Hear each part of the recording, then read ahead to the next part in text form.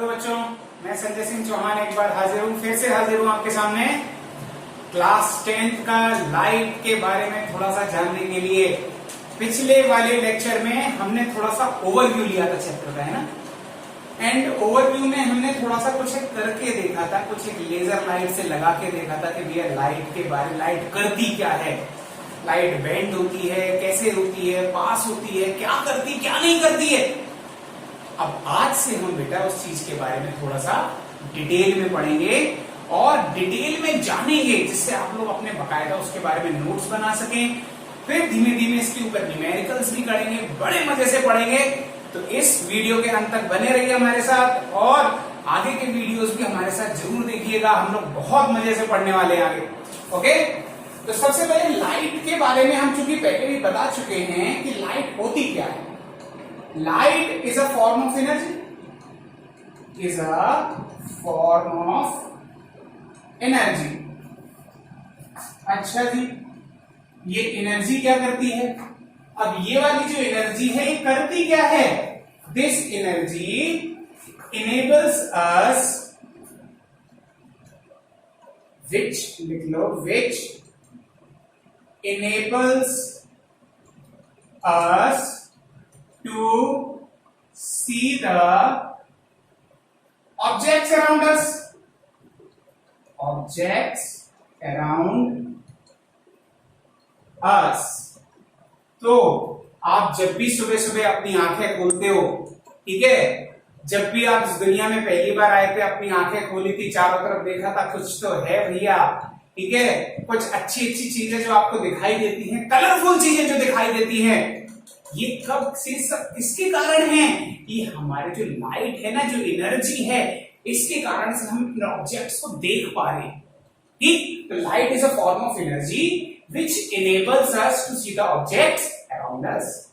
Okay भैया, तो हमने पिछले लेक्चर में ये भी जाना था, अगर हम डिवाइस भी करते चले साथ में, कि हम ये देखते हैं कि सबसे पहले दो चीजें होती है।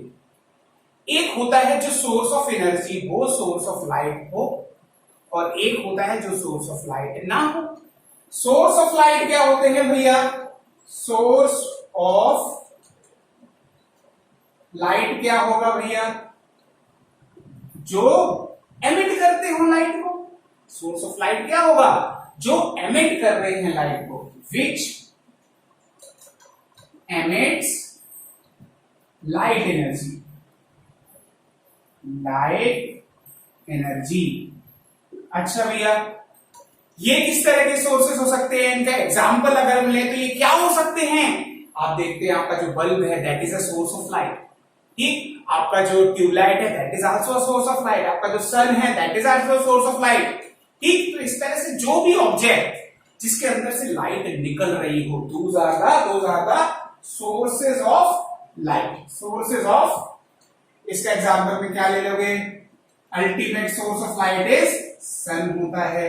अच्छा, धीमे धीमे आप जैसे जैसे हायर क्लासेस में जाते जाओगे, वैसे वैसे आप ये भी पढ़ते जाओगे, कि समझते जाओगे कि सन के अंदर क्या हो रहा है, जिसकी वजह से आपको लाइट मिल रही है। एक बल्ब के अंदर क्या हो रहा है, जिसकी वजह से लाइट आ रही है बाहर। ट्यूबलाइट के अंदर, ये सभी चीजों के अंदर क्या हो रहा है, जिसकी वजह से आप इस लाइट को देख पा रहे हो, जिसकी वजह से आप चारों तरफ चीजों को देख पा रहे हो। ठीक, सन हो गया, बल्ब हो गया, ट्यूबलाइट हो गया, ठीक, एक्सेट्रा एक्सेट्रा। इन सबको हम सोर्सेज ऑफ लाइट के अंदर गिन सकते हैं। अच्छा जी, अब वो ऑब्जेक्ट्स क्या होते हैं जो सोर्सेज ऑफ लाइट नहीं होते? क्योंकि भैया हमने तो देखा है कि बल्ब से तो हमको दिखाई देता है, लेकिन अगर हम बोर्ड को देख रहे हैं तो board is not a source of light. White board is not a source of light. Why we can say that? Why we are saying that it is not a source of light?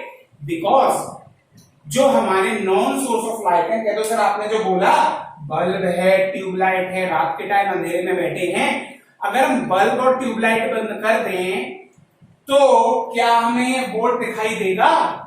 क्या हमें कोई walls दिखाई देगी? नहीं दिखाई देगी।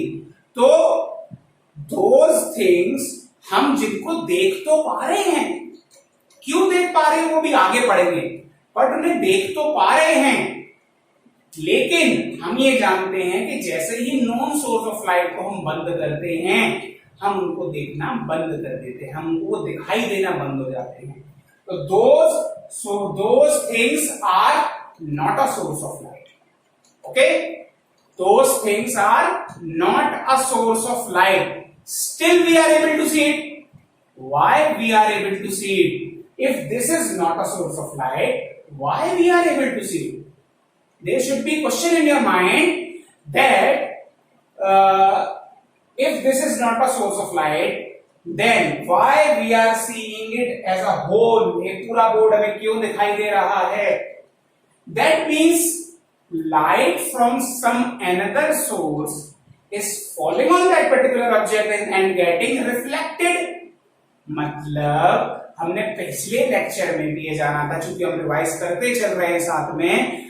जिसने पहला लेक्चर नहीं देखा हो, हमारा इंट्रोडक्शन टू फिजिक्स, इंट्रोडक्शन हमारा क्लास 10 का था, वो बेटा पहला लेक्चर आराम से देखें। उसमें कोई डाउट हो तो क्वेश्चन पूछे, वहां पर सॉल्व करें, मेरी तरफ से बिल्कुल रिप्लाई आएगा आपके पास।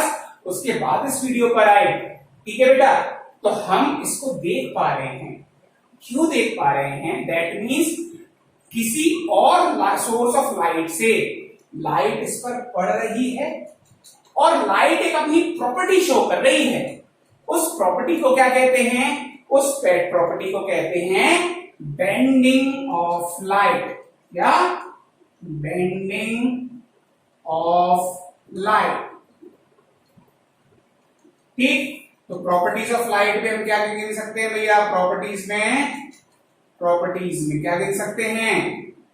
लाइट बेंड हो सकती है, इसको हम बोल देते हैं रिफ्लेक्शन। क्या बोलेंगे? रिफ्लेक्शन। अब इस चीज के बारे में और जानेंगे, ठीक है। अब क्या वैसे ये कह लो कि पहले पिछले वाले में हमने करके भी देखा था। क्या करके देखा था बेटा? कि हमने देखा था किसी ऑब्जेक्ट के आर पार भी हम देख पाते हैं। बाल्टी में पानी भरा है और बाल्टी की अगर मान लो तली पर एक कॉइन डला हुआ है या कोई भी ऑब्जेक्ट डला हुआ है, हम उसको देख पाते हैं। That means we are able to see a particular object through a medium also. That means एक और प्रॉपर्टी शो करती है light, that light passes through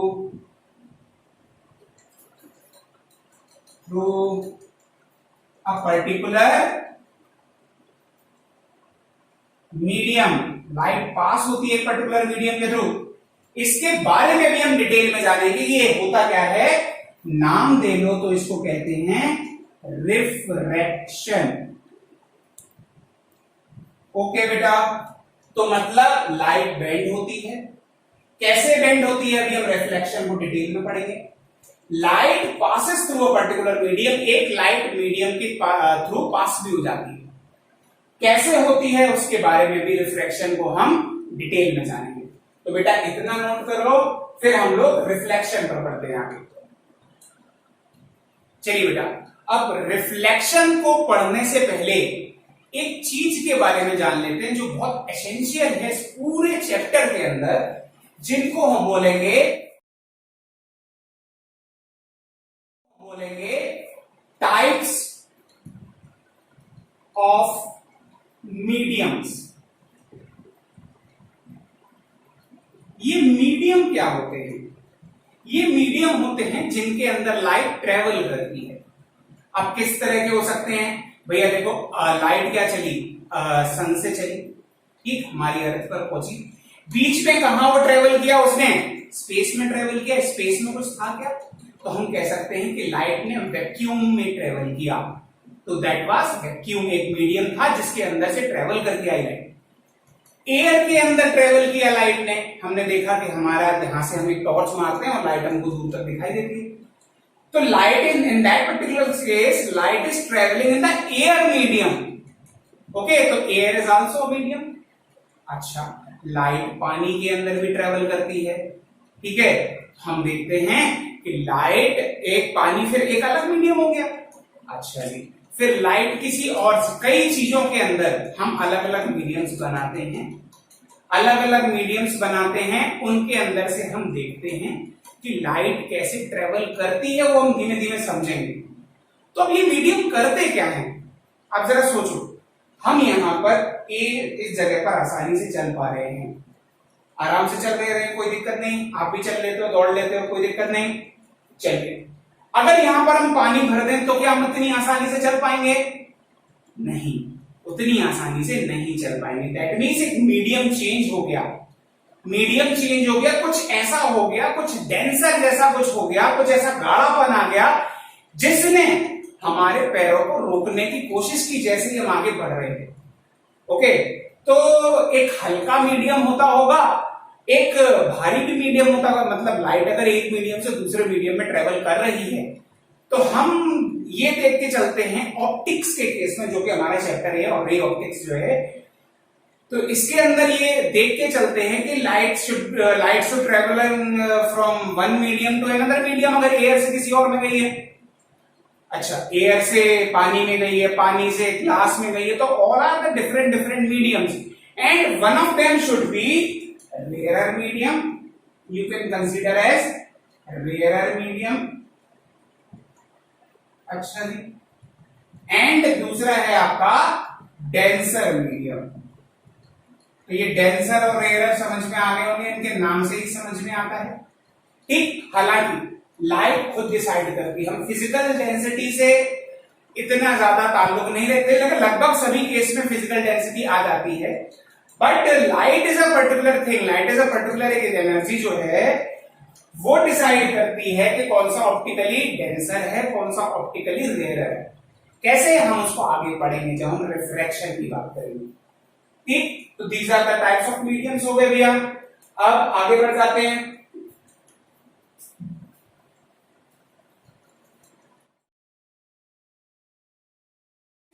reflection के बारे में। रिफ्लेक्शन हमने क्या जाना था? रिफ्लेक्शन यानी बेंडिंग ऑफ लाइट, यानी बेंड कर रही थी लाइट। तो एक जरा बात सोचिए, लाइट अगर बल्ब से आई, यहां टकराई और वापस आ गई, तो एयर से ही आई और एयर में ही वापस आई, तो ये क्या हुआ? Bouncing back of light, bouncing back of light in the same medium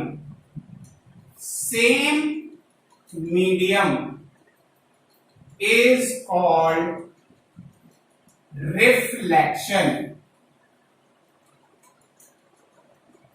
अच्छा जी, चलिए, तो ये रिफ्लेक्शन जो होता है, क्या ऐसा कोई कंपल्सन है कि लाइट ऐसे जाएगी तो इधर ही बेंड होगी आई, ऐसे जाएगी तो इधर बेंड नहीं होगी? क्या ऐसे जाएगी, बल्ब से निकली, इधर भी बेंड हो सकती है, इधर भी हो सकती है, इधर भी हो सकती है, इधर भी, ऐसा भी होता है क्या? कोई रूल होता है क्या इसके बारे में? हाँ, तो भैया इसके लॉज होते हैं। ठीक, तो किस तरह के लॉज होते हैं तो हम जरा देख लेते हैं।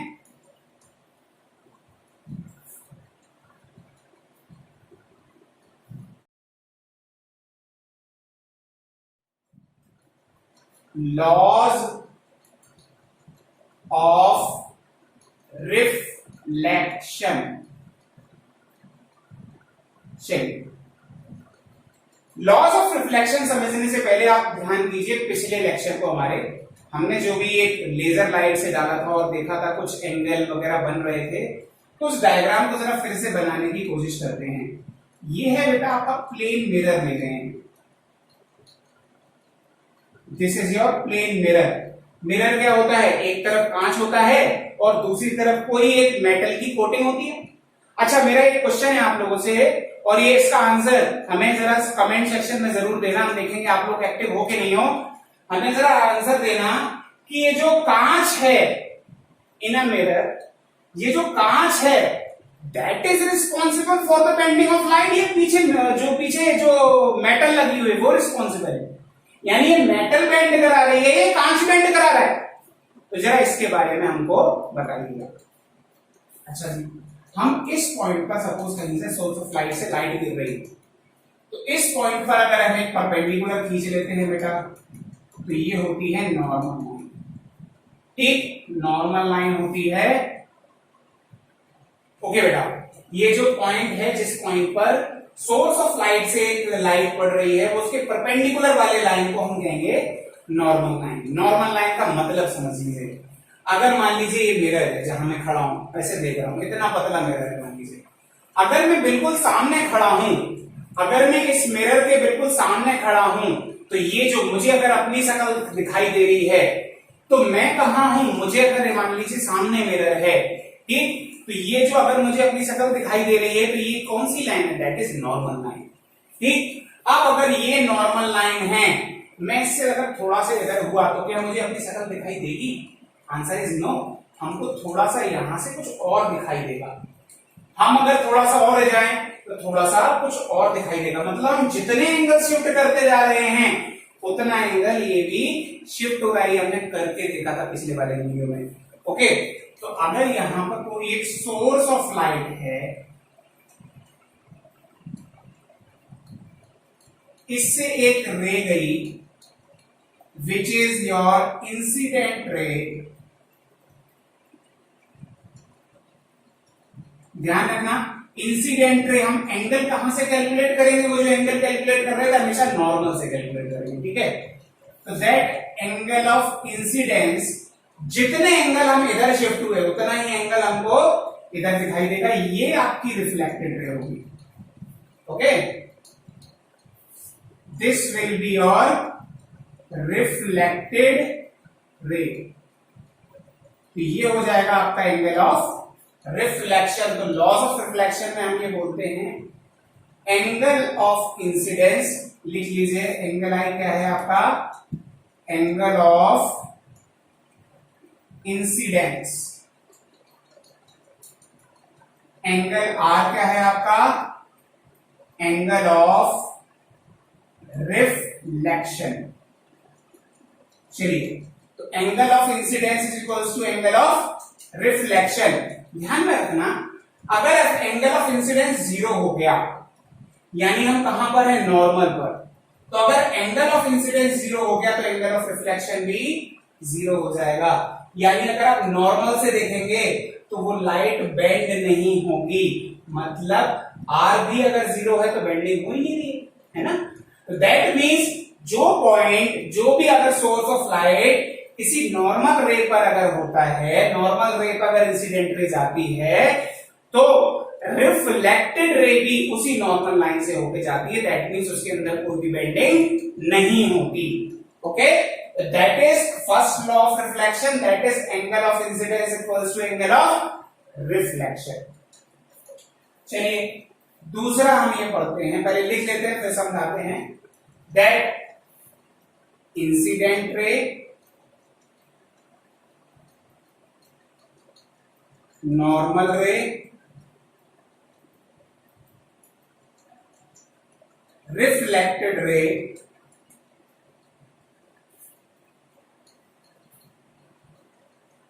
all lies in a same plane।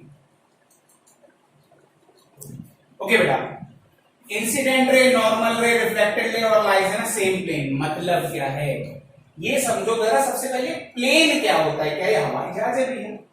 ये प्लेन क्या है? क्या ये हवाई जहाज है? क्या उड़ने वाला प्लेन है? नहीं बेटा, इसकी बात नहीं कर रहे हैं। देखो, आपने पिक्चर, आपने मूवीज देखी होंगी, ये कैसे लेके आता है? 2D, एक आता है 3D मूवी, है ना। तो ये होता है 2 डायमेंशनल, 3 डायमेंशनल। अब ये 1 डायमेंशनल, 2 डायमेंशनल, 3 डायमेंशनल क्या है? जरा समझिए, आप लोगों ने ग्राफ बनाए होंगे, ऐसा कुछ ग्राफ बनाए हैं। This is your X axis, this is your Y axis. तो this is your 1 dimension along x axis only. This is your y, तो second dimension along y axis only. अच्छा, ये बोर्ड को फिजिकली अगर देखें तो ये बोर्ड का ये वाला हिस्सा जो है that is your y axis। ये लाइन क्या है? That is your x axis। और अगर ऐसे ही अगर घर के कमरे के कोने से अगर बात करें तो ये जो बाहर वाली एक और लाइन निकली है that is your z axis। Okay, तो अगर हम मान लीजिए स्ट्रेट लाइन में ऐसे मोशन कर रहे हैं, ना हल्का सा इधर हो रहे हैं ना ऊपर नीचे हो रहे हैं, that means I am doing motion along x axis only. ठीक, कोई पत्थर को आप छत से फेंक रहे हो तो सीधा ऐसे जा रहा है, ना तो ऐसे जा रहा है, ना ऐसे जा रहा है, ना ऐसे जा रहा है, तो it is doing motion along y axis, so it is doing motion in one dimension only. But जो देखिए मैं बोर्ड पर लिख रहा हूं, या अगर बोर्ड पर कोई आपकी फेवरेट चीजें जो चलती है, दीवार पर एक फेवरेट चीजें जो चलती है जिसको कहते हैं छिपकली, वो क्या करती है, it does motion along x axis और आल्सो अगर वो यहां से ऐसे ऐसे ऐसे गई तो it has done motion along x axis as well as along y axis. Okay, तो ये क्या हो गया, ये दीवार क्या हो गई, that wall is x y plane, x y plane. Okay, ये लाइन क्या हो गई, वाई जेड प्लेन, ये वाली दीवार। जमीन क्या हो गई, एक्स जेड प्लेन जिस पर हम चल रहे हैं। ओके, दैट मीन्स जिस प्लेन में अगर हम एक्स वाई प्लेन की बात कर रहे हैं, तो अगर source of light x y plane में आया है इंसिडेंट रे, तो उसी प्लेन में नॉर्मल होगा, उसी प्लेन में आपकी रिफ्लेक्टेड लाइट रेज आएगी। मतलब कोई भी चीज एक्स वाई में है तो एक्स वाई प्लेन में ही रहेगी, ये नहीं हो कि बाहर निकल आएगी, ऐसा नहीं कि ऐसे हो कि ये रे बाहर निकल आएगी। ओके, तो that means incident ray all lies in a same plane. Okay, तो इसके आगे का बेटा हम अगले लेक्चर में पढ़ेंगे, बिल्कुल मजे से पढ़ने वाले हैं हम लोग। वीडियो अच्छा लगा हो तो इसको लाइक कीजिए, सब्सक्राइब कीजिए, शेयर कीजिए, और मजे से फिजिक्स पढ़ रहे हैं तो बिल्कुल अच्छे से पढ़िए। कोई दिक्कत हो तो बिल्कुल कमेंट सेक्शन में आप आंसर पूछ सकते हैं। ओके, मिलते हैं अपने अगले लेक्चर में, तब तक जय हिंद।